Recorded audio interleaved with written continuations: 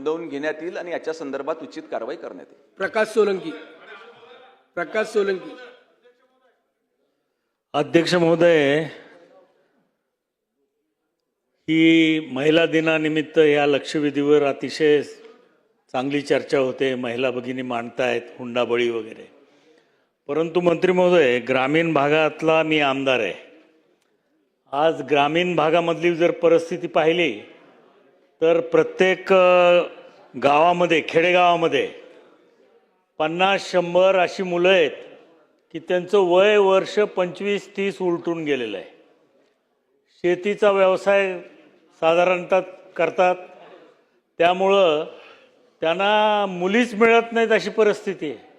म्हणजे उलटा आता हुंडा द्यायची पद्धत, आता मुलींना हुंडा द्यावा लागतो तर लग्न होतं आहे.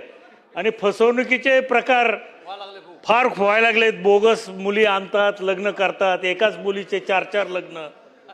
हे असे प्रकार, फसवणुकीचे सुद्धा पैसे घेऊन 2.5-3 लाख रुपये हे लुटले जातात अशी परिस्थिती आहे.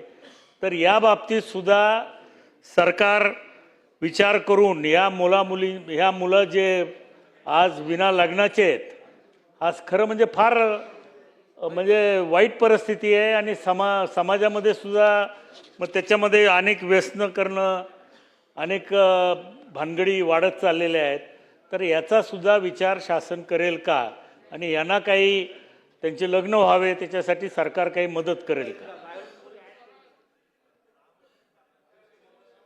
सन्माननीय ज्येष्ठ सदस्य प्रकाशदादा सोळंके यांनी वर्तमान परिस्थितीत होणाऱ्या वास्तवाबद्दल देखील या ठिकाणी माहिती दिलेली आहे. निश्चितपणे आपण आपल्या अनुभवावरून ही माहिती सभागृहाला दिली आहे. ह्या दिलेल्या माहितीची नोंद घेऊन याच्यावर काय काय चांगली कार्यवाही आणि आपल्याकडून सूचना घेऊन याच्यावर देखील काही योजना तयार करण्यात येईल. विक्रम